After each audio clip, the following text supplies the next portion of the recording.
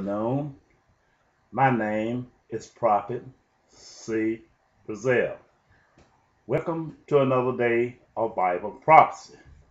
Today, Bible prophecy is concerning the blowing of the space shuttle over Texas the year of 2003, recorded in Bible prophecy in Ezekiel chapter 10, spoken of by God as God had Jesus in this Bible prophecy to blow up the space shuttle, scatter them over the land.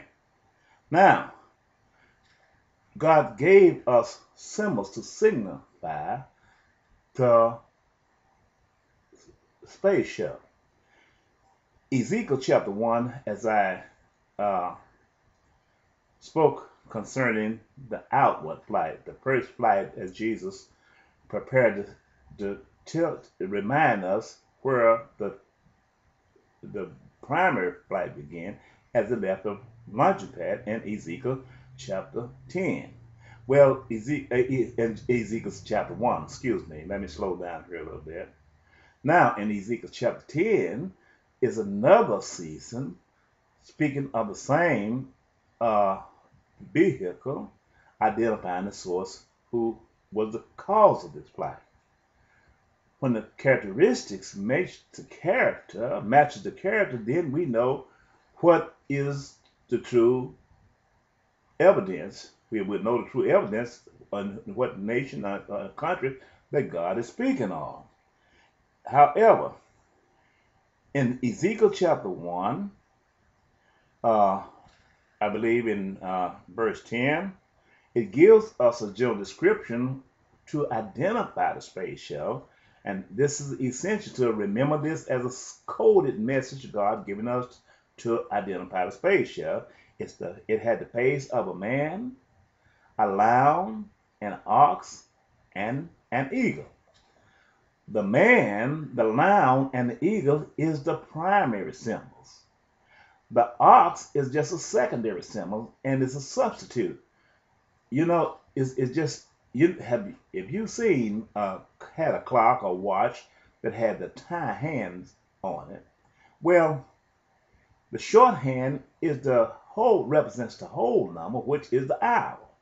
But the long hand or the minute hand and the second hand symbolize just a fraction of the minute hand symbolize a fraction of the hour, and the second hand symbolize a fraction of the minute.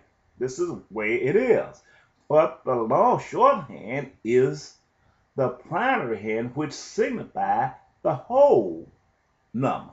But this is the way God give us this here, these symbols coded in the prophecy of Ezekiel as he described the space shuttle.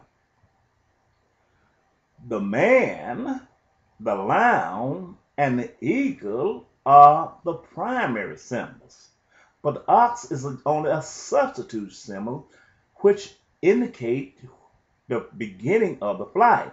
The ox meaning that this vehicle where it had a heavy pull, where it left the launch pad, this is the only place you see the ox on part of identifying the space shuttle. The ox test tells us it had to have the thrust of an ox to defy gravity.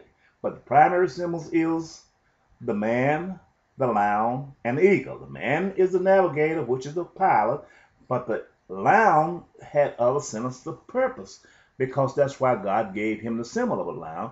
And this man is a vile person who God calls Satan. And I'll get to that in a minute here. Now, but the eagle is always the last signal. This symbolizes the space shuttle itself. The eagle is the space shuttle itself. It tells you that this vehicle have the ability to soar high, much higher than any other reusable runway aircrafts. This the same manner as the eagle soar high above many of the fowls of the earth and is a dominant fowl of the earth. Now, so is the space shuttle. Now, before I go to Ezekiel chapter 10, and I want to discuss one more thing. God talks about, He always spoke concerning of the wheels, all in Ezekiel chapter 1, because he had some significant facts of why he spoke concerning the wheels of the space shuttle. And this is what we'll get to in chapter 10. However, as I always do, I would like to go and read a part to you in Job and Isaiah, because it has significant facts. God looking at was concerned about the wheels of this vehicle.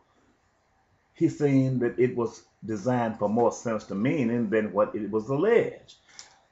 I want to go into Job 1, page Job verse. Again at Job. And I will carry you through this while I went to Job. And I want to get this out the way. This is the meaning of this. Job 1, it said, there was a man in the land of Uz, whose name was Job. And that man was perfect and an upright man, and one that fears God, and eschewed evil. And there were born unto him 7 sons and 3 daughters. His substance also was 7,000 sheep, and 3,000 camels, and 500 yokes of oxen, and 500 she-asses, and a very great house. So that this man was the greatest of all the men of the East, Middle East over there. That's what we're talking about.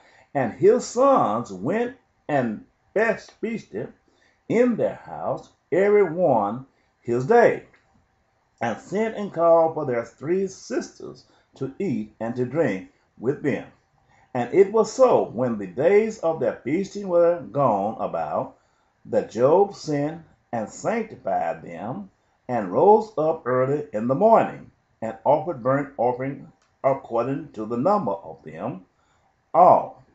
But Job said, it may be that my sons have sinned and cursed God in their hearts. Thus did Job continually. Verse 6, now there was a day when the sons of God came to present themselves before the Lord, and Satan came also among them. And the Lord said unto Satan, whence comest thou?